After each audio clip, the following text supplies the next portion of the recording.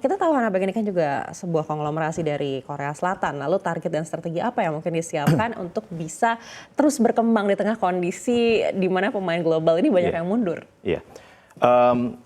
Mungkin beberapa bank multinational bank mundur dari Indonesia mungkin alasannya berbeda-beda. Tapi buat kami yang dari South Korea itu memang kita sangat positif dengan perekonomian Indonesia. Karena apa? Indonesia ini menyumbang GDP terbesar di Southeast Asia. Ya. Selain itu juga Indonesia itu memiliki demographic dividend. Ya, di mana pada saat ini 70% dari population Indonesia adalah dalam productive age. Ya.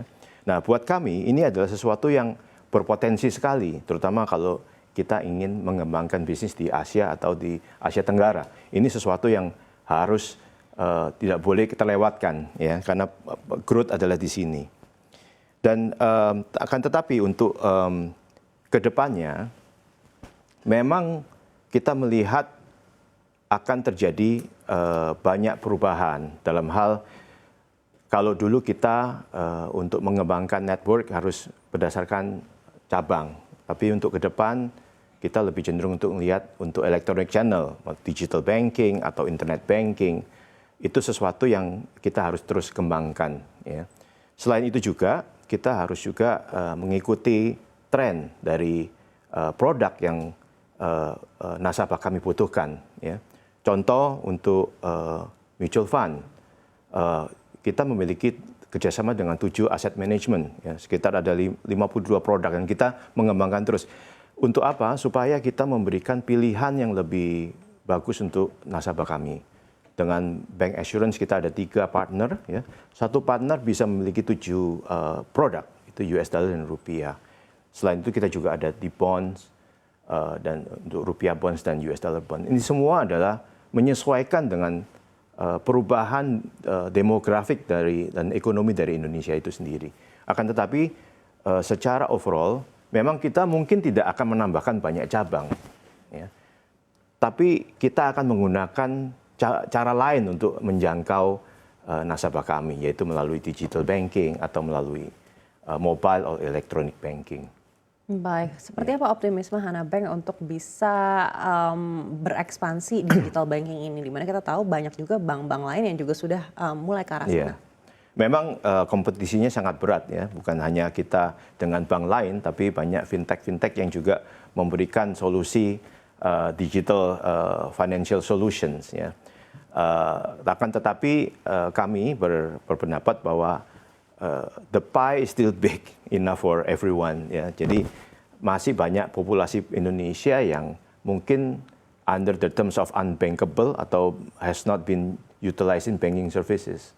Dan itu adalah potensi yang dapat kita gunakan melalui digital bank. Karena lebih praktis dan di setiap daerah bisa diakses. Baik, tadi Bapak sampaikan memang fokus dari perusahaan di portfolio ini terlihat mungkin lebih banyak ke kredit korporasi begitu ya. Betul. Tapi bagaimana untuk kredit consumer sendiri? Kira-kira sektor apa dari kredit consumer yang menurut Hana Bank ini punya peluang yang cukup besar di 2025? Oke. Sesuai dengan kondisi Indonesia, dengan demographic dividend, di mana 70% productive age, dan sebagian besar, 50% kalau nggak salah, itu di bawah 30 tahun atau ke bawah. Consumer spending adalah sesuatu yang sangat potensial di Indonesia, dan selama ini juga selalu memberikan kontribusi terbesar terhadap perkembangan GDP Indonesia.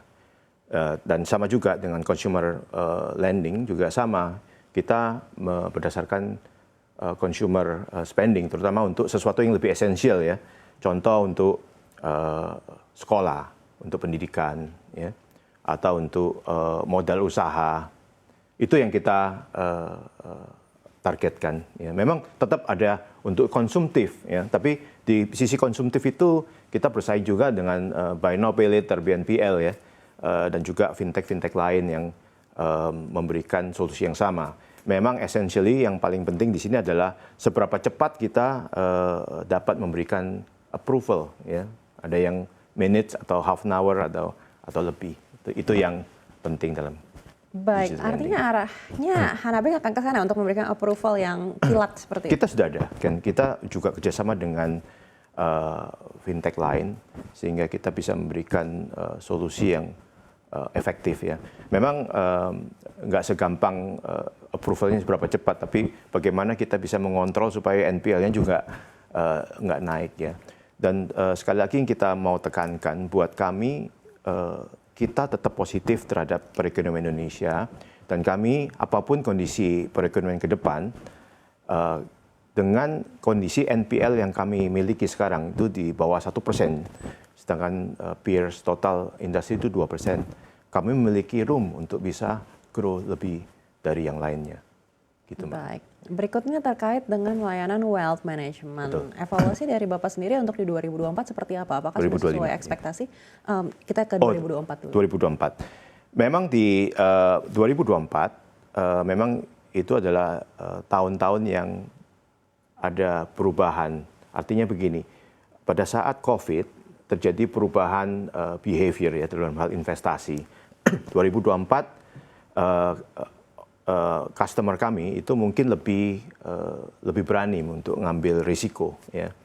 Jadi contoh wealth revenue kami tahun lalu itu tumbuhnya lebih dari 30% gitu ya. Tapi apa yang mendasarkan adalah wealth itu ada macam-macam produk. Ada bonds, ada mutual funds, dan ada bank assurance kalau di bank kami. Kami melakukan diversifikasi karena bonds itu tidak selalu bagus. Ada bulan bagus, bulan jelek ya. Sedangkan revenue buat bank adalah sesuatu yang harus sustainable.